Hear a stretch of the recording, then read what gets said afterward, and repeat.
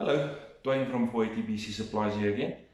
In these videos, we're going to take you through the steps to set up your Lee Precision pistol reloading dies. We'll start from the sizing die and take you through all the steps required to set up these dies perfectly. Lee pistol sizing dies feature a carbide insert, well, most of them. There's a couple that do not feature that, like 357 SIG. Those are steel, you have to use lube. These you do not have to use lube on. But it's much better if you use lube, it just makes your life so much easier. The die also features a decapping pin, like this. These pins are designed to push out the old primer out of the case. Now the pin is held in place with a collet on top of the die. You can set this collet so that the pin is held firmly enough to push out the old primer, but when you get a burden prime case, it will push the pin up. Let me set the die up and I'll show you what it does. Let's set the die up. It's going to be better if we set the die up and then I can show you the decapping pin, what I mean about setting this collet. Okay, locking all the way to the top. If you're using a progressive press, a Loadmaster Pro 1000, the turret press, a single stage press, the setting is going to be the same. Turn the die in until you make firm contact with the shell plate or shell holder.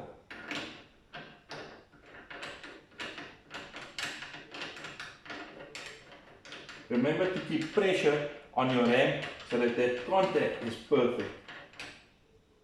Firm contact there. Okay. Drop your carrier or ram. Turn the die a quarter more in. Okay. Raise your ram again to secure it. Just help secure it. And lock it with a lock ring.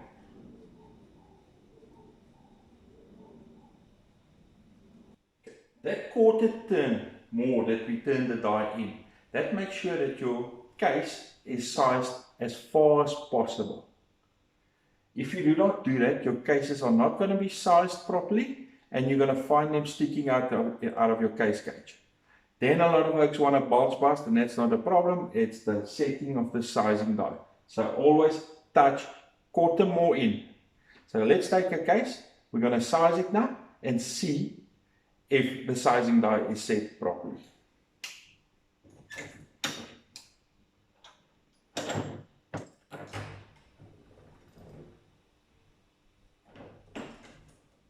We've sized it, it's been decapped, and you notice the pin didn't move. It pushed that primer out. So let's get our case gauge and see if we did this properly. Case gauge. In all the way and flush, and it comes out easy. So it goes in easy, it's flush, and it comes out easy, means that the case has been sized properly. So now your sizing die is set.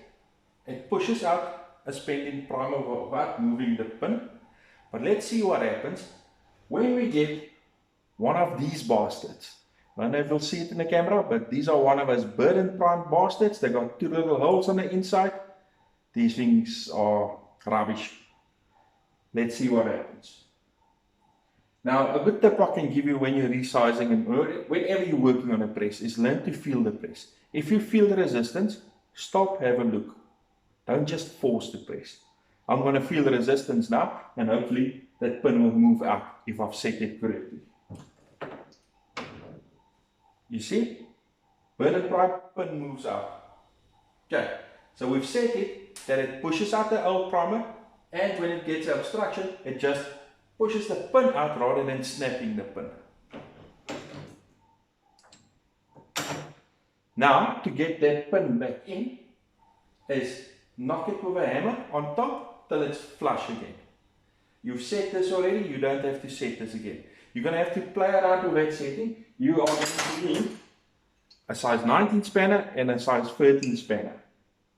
The 19 will go on the die body as such, and the 13 on top, to tighten or loosen these things. Another tip is, if you loosen it, the pin will fall out. And on a Loadmaster, it's going to fall straight into the ram. On a Pro 1000 also, and a single stage press is going to go into the ram. So take a piece of brass and just add it into that station to stop the pin from falling straight through. Okay, let's talk about decapping pins. They're not all made equal.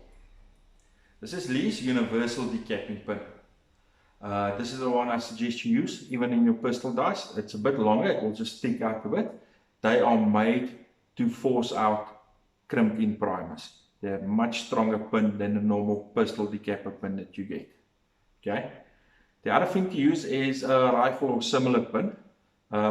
Because they've the size the neck also, they're a bit stronger in their body design, they're a bit tougher, and they've got these little ridges on them to help grip in the lock. Now, I prefer using these things. This is a 5.7 by 281. You're not going to get a lot of them lying around, but this thing is super strong. A normal 223 pin will also do the job. Now, Lee recently launched their APP press and the primer pocket swaging kit. That kit comes with a universal depriming die, decapping die, and it features this decapping pin. You can note these ridges on here. That's to open up the necks of 223 and bottleneck cases for the primer pocket swager to work. This thing is super tough. Not freely available at the moment, but I'm sure we'll be able to get a couple of them in as soon as business is back to normal. Next up, we'll look at the powder through die and setting your flare and your powder charge on that die. See you later.